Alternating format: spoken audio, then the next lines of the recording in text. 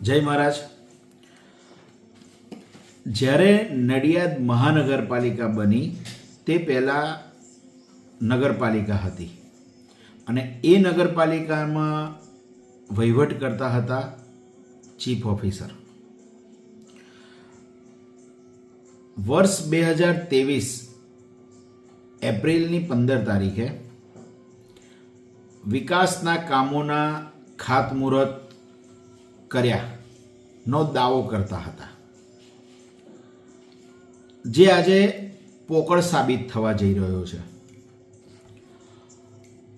Ward number 1માં mission road ઉપર ગુરુદ્વારની પાછળ આવેલ તળાવડીનું નવીનીકરણ કરવામાં આવ્યું. બાળકોને રમવાનો એરિયા, વોકવે ગાર્ડન વગેરેનું નવીનીકરણ કરવામાં આવ્યું પ્રજાની સુખાકારી માટે.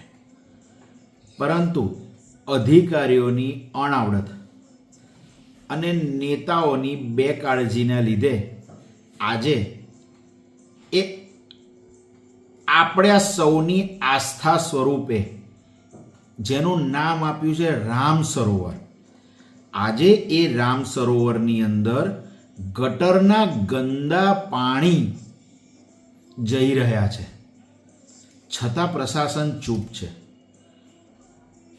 હું વિરોધ નથી કરતો કમિશનર સાહેબનો, કારણ કે તે આ વાતથી અજાણ છે, પણ ચીફ ઓફિસર સાહેબ અને હાલના ડેપ્યુટી કમિશનર તે તો આ બધું જાણે છે ને. વિકાસની વાતો માત્ર કાગળો ઉપર જ રહી છે. તમે કોઈ પણ વસ્તુનું ખાતમુહૂર્ત કરી દીધા પછી નડિયાદની અંદર તેની ક્યારેય જાળવણી કરવામાં આવી નથી. અણધાર્યો વહીવટ, બેકાળજી, બેજવાબદારી એ આ બધાનું કારણ છે.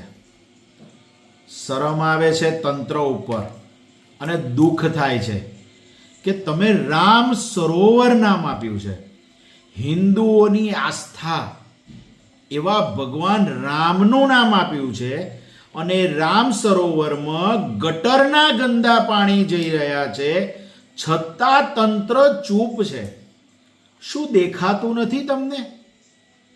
તમે જોઈ નથી શકતા કે ગટરના ગંદા પાણી જાય છે?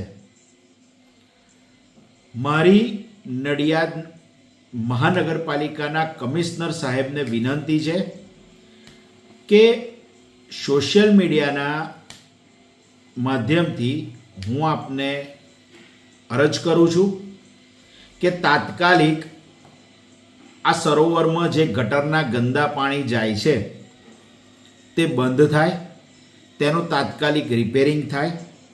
કારણ કે કરોડો રૂપિયાના ખર્ચે આ સરોવરનું રિનોવેશન કરવામાં આવ્યું છે. પહેલાં રામ તલાવડી કહેવાતી હતી, હવે રામ સરોવર કહેવાય છે.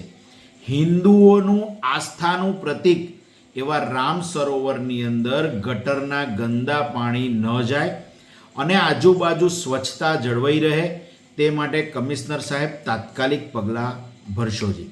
જય મહારાજ.